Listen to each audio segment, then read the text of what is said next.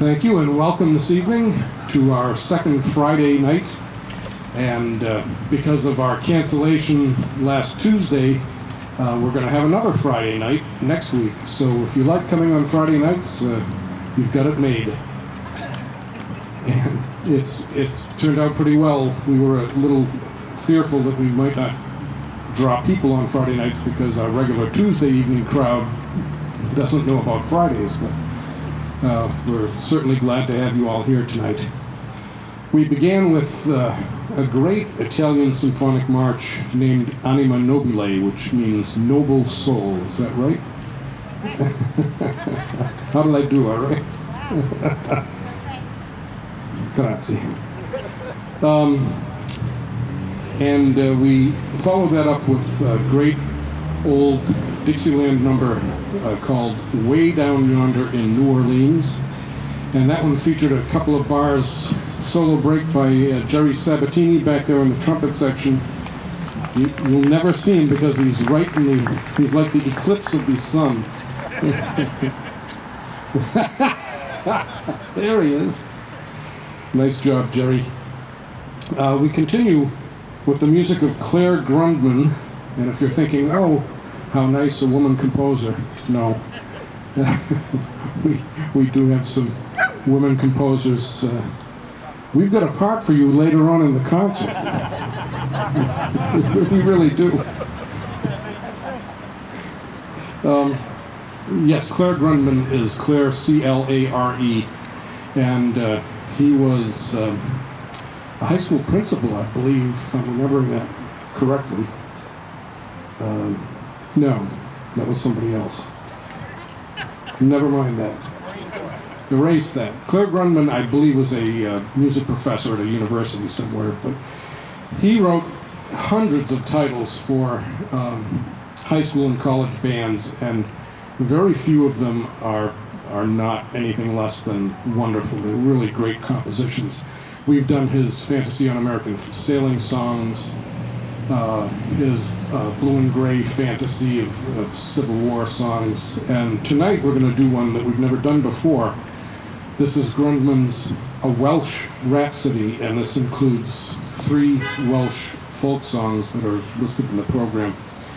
And this is a great new well, it's not a new composition, but it's kind of new for us. And this is A Welsh Rhapsody.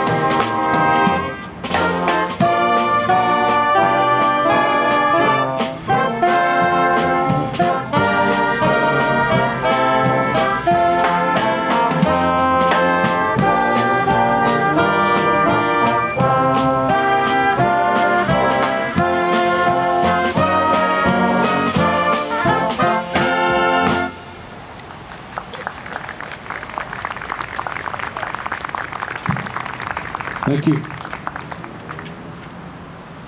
That was The Sweetest Sounds. That's a somewhat of a jazz standard, but you don't hear it on concert stage much. It was from a Broadway musical called No Strings. And Richard Rodgers wrote that by himself. It was the first show he wrote without his songwriting partner, Oscar Hammerstein, who had passed away right at the end of when they were writing The Sound of Music.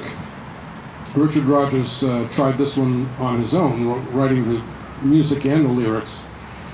And most of the songs are pretty forgettable, but that one was a real good one. And that was an arrangement by Johnny Warrington that featured our drummer, Jason Sharon. How about Jason back there?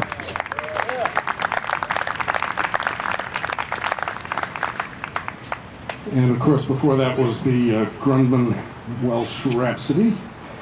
And before we continue, we just want to acknowledge our sponsors who make all of this possible. And well, I know what to say anyway. I don't need my notes. We want to thank the Massachusetts Cultural Council and especially the Leominster Cultural Commission for what they do to make these concerts possible with their donation, their grant. Also, the Music Performance Trust Fund. Every time you buy music legally, either through Spotify or however it is, there's so many ways now to do it that it doesn't even merit mentioning all of them. But a small portion of that purchase price goes into the Music Performance Trust Fund, which makes live performances like this available throughout the U.S. and Canada. So we thank the Music Performance Trust Fund for their contribution, and also for the City of Leominster for their contribution, and also for making the Common, or Monument Square, whatever it's called, for making it available to us. We weren't able to use our regular space at Carter Park because of the, the whole coronavirus thing and having to keep social distancing, and we just didn't have the space at Carter Park to do it safely, so the city allowed us to do it here at the Common, where it just works really well, except for the traffic noise, but we can live with an occasional motorcycle. We also wanted to thank the company that donated the masks, and I want to make sure I get it right because they were so kind to do it. The AIS company of Leominster made masks available, and they're in the box here just in front of me, so if you find you need a mask, they're readily available, they're free of charge. And no one asked them to do that, they just saw a need and filled it in. And I think that's one of the greatest kinds of contributions, the kinds that no one asks for and no one asks for anything in return. So we want to acknowledge the AIS company for that. We have 2 concerts left after this evening. Next Tuesday, August 4th, where we'll be... they must have heard me. Next Tuesday, we'll be doing a program that includes Costa del Sol, the piece that our band contributed to the wind ensemble repertoire back in 2007, was it? Well, something somewhere around that. We commissioned that piece in honor of our former conductor, Vincent Vichelia, so we'll be doing that next Tuesday, as well as we'll be doing a medley of Jerry Vale numbers that my brother Carl will be coming up to sing with us. So if you like Jerry Vale music, by all means come on Tuesday. And then next Friday, we'll be doing some of the things that we normally do on our closing concert of the season. Those of you that are fans of Harold Walter's Instant Concert, we'll be doing that next Friday, as well as some other great works. So We hope you'll join us for those last two concerts, and we continue in just a moment with the music of Juventino Rosas, who was Mexico's first named composer. And he became prevalent in just between the ages of 18 and 26, so what's that, like 8 years? That was the span of his entire career. But he gave us Sobre las Olas, which if you don't know it, you're going to recognize it. Everybody knows it, you just don't know it by its name. But that was the work of Juventino Rosas. So we'll continue with that in just a moment.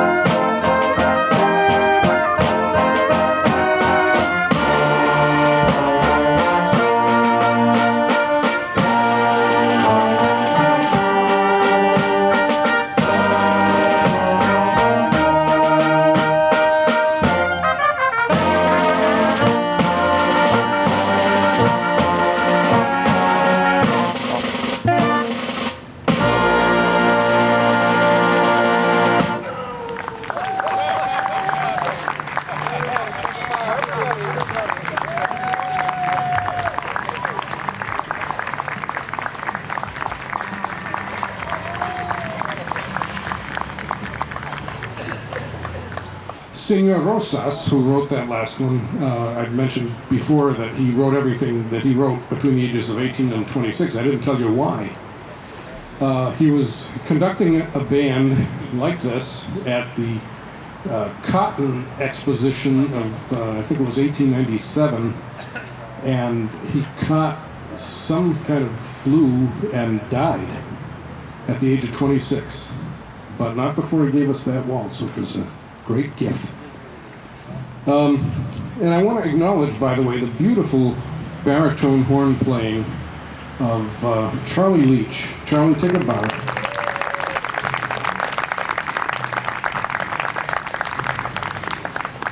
Charlie isn't one to call attention to himself. He's kind of modest. He doesn't like to stand up and wave. Well, he waved, yeah. He waved. And that's about as much as you'll get from him. That and some beautiful, beautiful playing. You won't see a baritone horn in an orchestra. It's strictly a band instrument, and a beautiful one. And Charlie does it as well as anybody. I also didn't mention, in the sweetest sounds, the drumming of our drummer Jason Sharon, who deserves a round of applause for that.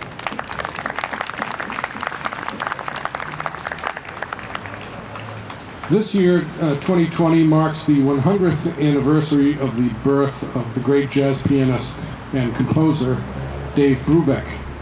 Brubeck passed away several years ago now, I think maybe back in the 90s, not really sure, but anyway. We didn't have anything that he wrote. We do have something that his group made so famous. And in doing the research for the program notes, I learned that Take 5, which is the number we're going to play, not composed by Brubeck, it was composed by his saxophonist Paul Desmond. But this recording remains to this day the top-selling jazz single in history. Who knew there were jazz singles, right? But there were. And this was recorded in 1959, released in 1960, and still nothing has topped it for jazz singles. Of course, there haven't been jazz singles since 1960 either, but anyway, here's the music of Paul Desmond and the Dave Brubeck Quartet. This is Take 5.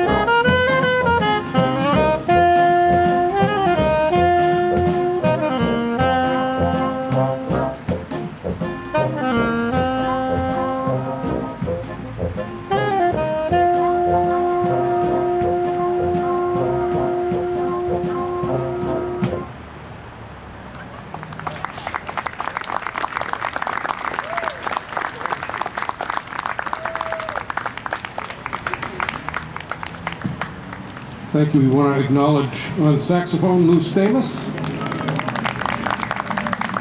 and on flute Pat Darby, If you come on Tuesday night, you're going to hear Lou again, featured on a little bit longer feature called Persuasion by Sammy Nestico. It's a great piece. It's worth the price of admission. And if you enjoy Pat's playing, stick around because you'll hear more in a few minutes. We continue with an arrangement by the great Warren Barker. Warren Barker was a Hollywood, one of those behind-the-scenes guys who did orchestration for people like Billy May and Nelson Riddle, the big names, when they were tight on deadlines and needed someone to help them out with scoring. They would turn to Warren Barker. He never got credits in the in the end of the film or the TV show or whatever. But actually, he did get credit on one show, and that was Bewitched. Do you remember the show Bewitched with Elizabeth Montgomery back in the '60s? Do you remember every time Samantha twitched her nose, you would hear this little xylophone? Warren Barker wrote that.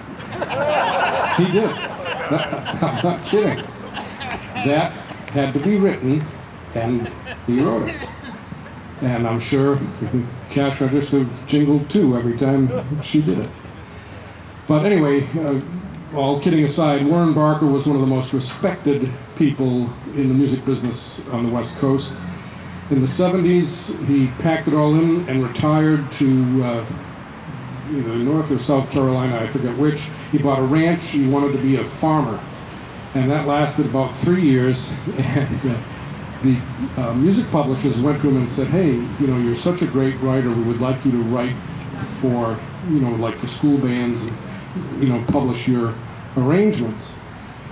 And he started a whole new career writing for community bands like ours and writing music like you're going to hear next. This is a medley of Broadway tunes, and the list is too long to mention. They're in your program.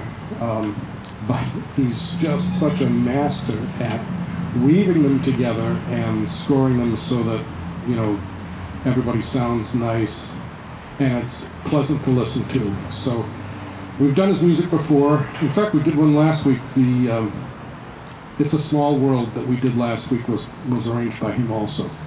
So here's Warren Barker's magnum opus. This is Broadway Showstoppers Overture, and this is a Colonial Band premiere. This will be the first time we play it.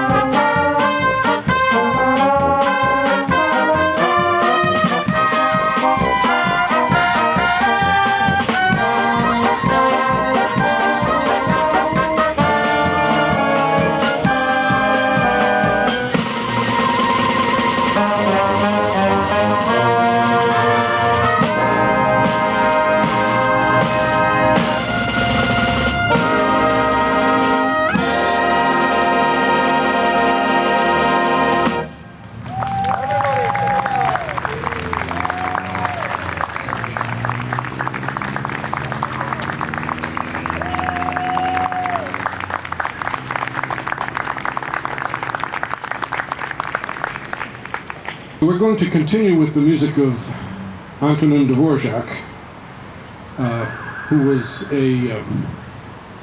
well, technically he was a Bohemian composer because the Czech Republic hadn't happened yet.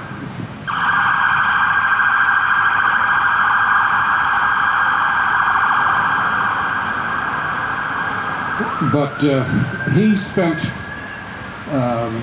a lot of 1893 over here in the United States. He had been offered a whole bag full of money to become the head of the forget the name of the conservatory. Is it in the program? Help me. There was a conservatory in New York City.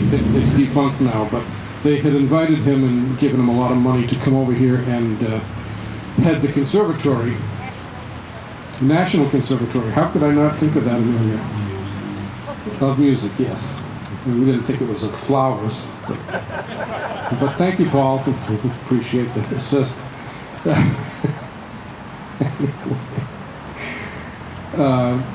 They had asked him to come over here and head the conservatory, but he was a composer. He was not an administrator, and he did not enjoy his tenure as the head of the National Conservatory of Music. But he did spend some time touring the country, and he took a train trip out to, I think, Iowa, of all places, and he was inspired by some of the American folk songs that he heard, Native American songs and all kinds of things, and it inspired him to write this next work, which was the Symphony Number 9 from the New World. New World, of course, being how Europeans acknowledged us over here in the New World. And originally it was considered his fifth symphony. Scholars later in the 1950s kind of refigured what order he had written things in and realized that this was his ninth symphony, not his fifth. So it's kind of been renamed over the years. But it's the portions of the symphony are very well known. The largo, or the slow section of the symphony, you hear all the time as traveling home or going home. You hear it a lot at funerals. But this is the finale of the symphony, which is much more brisk and exciting to listen to. So this is Claire Johnson's arrangement. It's another male Claire. Oh no, this is Harold Walters, excuse me. Harold Walters' arrangement of the finale from the New World Symphony.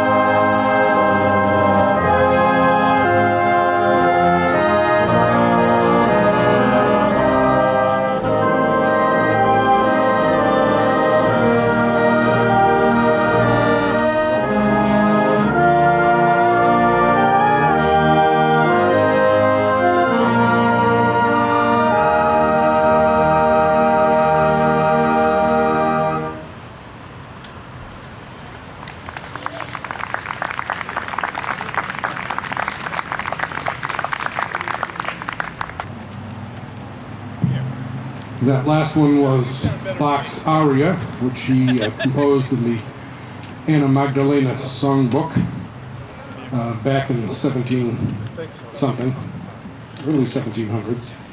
It's a beautiful piece of music, and I was listening to some Bach on YouTube just the other day, and it's truly amazing how 300 years later, not only are we still listening to that music, but you listen to it and you just think, this is so stunningly beautiful. You know, how did he do this 300 years ago? And then it makes you wonder, you know, the music we listen to today, contemporary music, will that stand 300 years? I don't know. But I know that 300 years from now, they'll still be listening to Bach's aria. At least I hope so. We're going to take this opportunity to remind you that our concerts are brought to you through the combined sponsorship of the Music Performance Trust Fund, the Leominster Cultural Commission through the Mass Cultural Council, and the City of Leominster, and all of our donors. So many of you people have been so generous to us, contributing to the band, making pieces like the Warren Barker Broadway Showstoppers Overture possible. That one was purchased with donations we got from you, so thank you, and we hope you'll continue to give. The address, is it on the back of the program? It's on the back of the program. You can just send the check, and the band is a 501c3 nonprofit organization, so your gift will be acknowledged, and you can, it's fully tax deductible, so it'll help you out as well as us.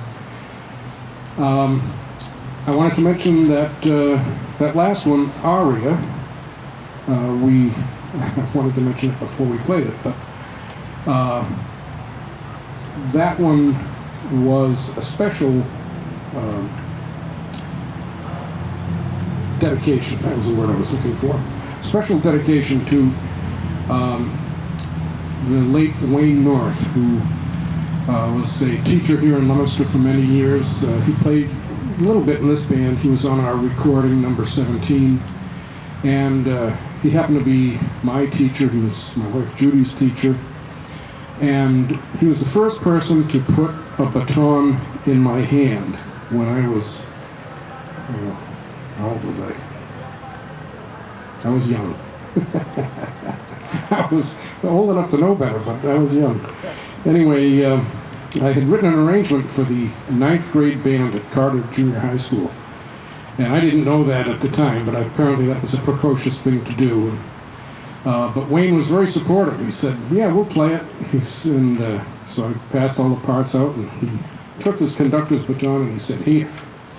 I said, well, no, I'll play it. You conduct it. He said, no, that's not how it works.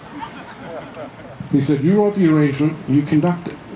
Now, I didn't know anything about conducting, but he showed me a few things, and, here I am today. So, thank you, Wayne. Wayne passed away about a year and a half ago, right? Yeah. So, that was for Wayne. We're going to do one that's not on the program. This is a polka. Just because I think they fit well into any band program.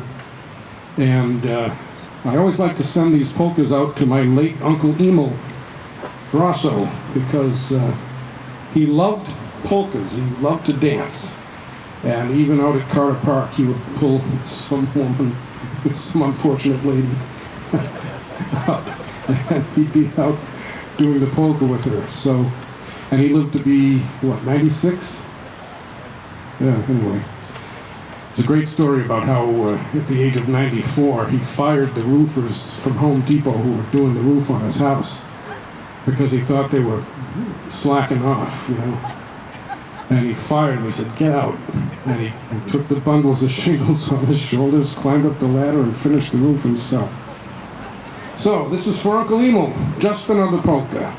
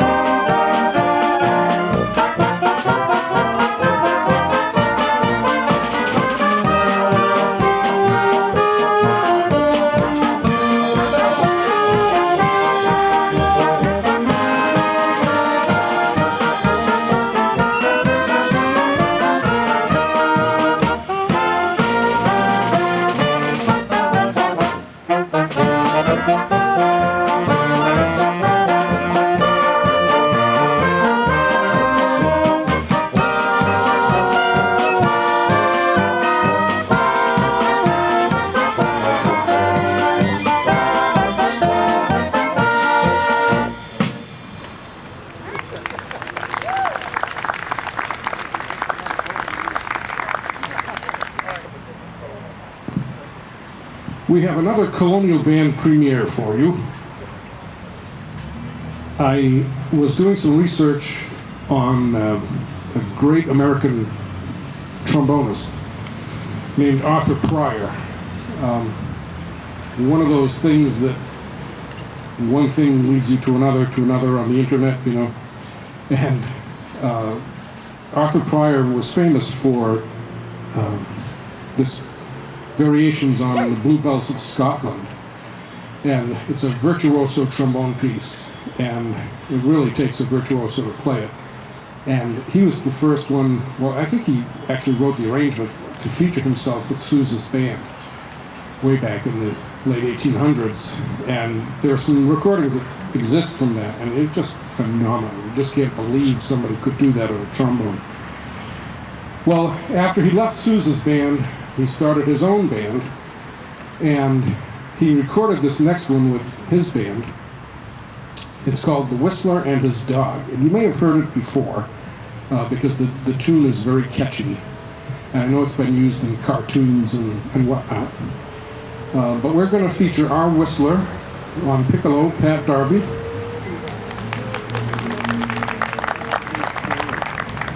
And our tubist for the evening, Leslie Havens.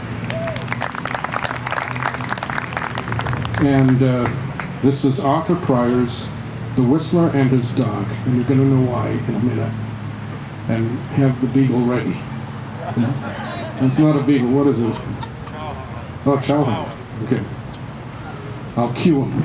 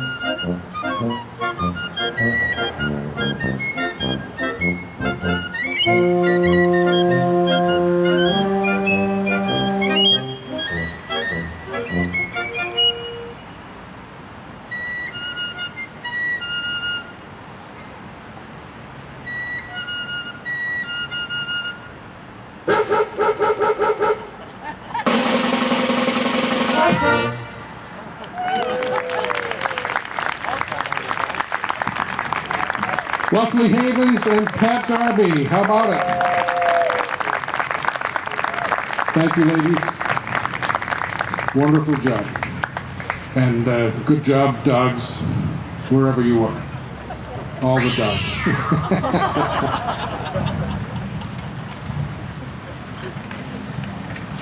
Never give drummers electronics. Okay, before we play our final piece, we want to remind you that we're here again Tuesday evening. We've got Costa del Sol on the program, tribute to Jerry Vale, among other things. And then our final concert will be a week from tonight on August 7th, thank you. Instant concert, I think Aida, medley from Verdi's opera, and Carmen Dragon's wonderful arrangement of America the Beautiful. So you won't want to miss it. Please join us, and we have to beat the whistle. See if we can beat it tonight. Here's God Bless America.